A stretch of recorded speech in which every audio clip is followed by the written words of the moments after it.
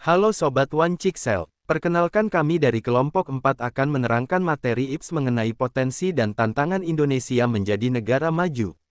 1. Kekayaan alam di Indonesia.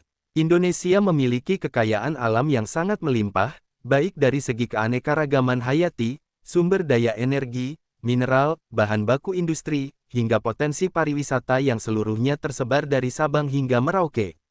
Sementara menurut Sutoyo dalam jurnal Buana Sains 2010, Indonesia memiliki kawasan hutan hujan tropis terbesar di Asia Pasifik yang diperkirakan berjumlah 1.148.400 km persegi yang mengandung 10% dari spesies tanaman berbunga dunia, 12% spesies mamalia dunia, 16% spesies reptil dan amfibi dunia, dan 17% spesies burung dunia. Kekayaan tersebut membuat Indonesia masuk ke dalam kategori negara mega biodiversity atau salah satu negara dengan keanekaragaman hayati terbesar di dunia. 2. Pengembangan industri di Indonesia. Industri strategis adalah jenis industri yang bisa menghasilkan barang atau jasa dengan nilai tambah yang tinggi.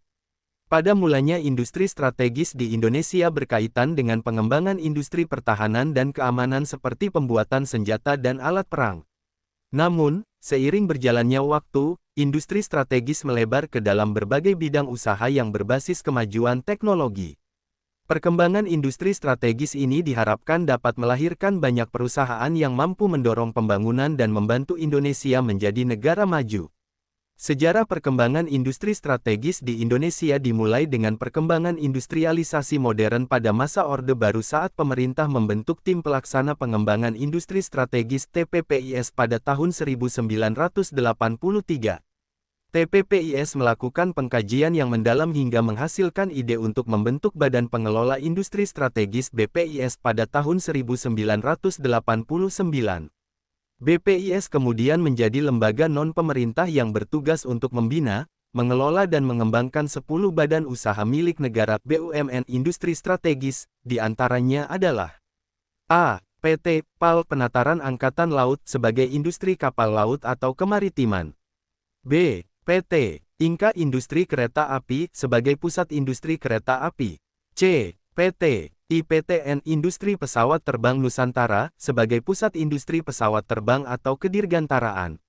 Sekarang berubah nama menjadi PT Dirgantara Indonesia. 3. Karakteristik negara maju. A. Tingkat kesejahteraan pendapat per kapita adalah perkataan rata-rata dari setiap orang yang bekerja di negara tersebut, karena pendapat per kapitanya tinggi. Masyarakat di negara maju memiliki daya beli yang cukup untuk memenuhi kebutuhan hidupnya. Negara juga memberikan jaminan sosial agar mereka tetap bisa memenuhi kebutuhan dasarnya.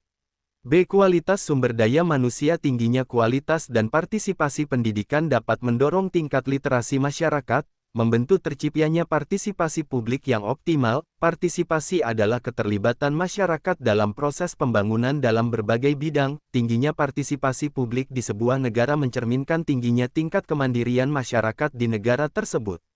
C. Perkembangan industri dan perdagangan. Negara maju memiliki tingkat perkembangan industri yang tinggi sehingga dapat mendorong banyak nilai tambah dalam perdagangan internasional yang dilakukannya. Selisih nilai dalam usaha ekspor, impor ini kemudian menjadi kekayaan negara yang dapat didistribusikan untuk menciptakan kemakmuran.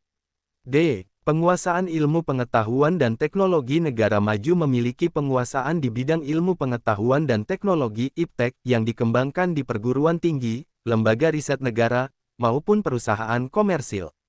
Penguasaan teknologi tersebut kemudian diaplikasikan dalam mengelola negara dan menata kehidupan masyarakat, misalnya dalam bidang transportasi dan komunikasi.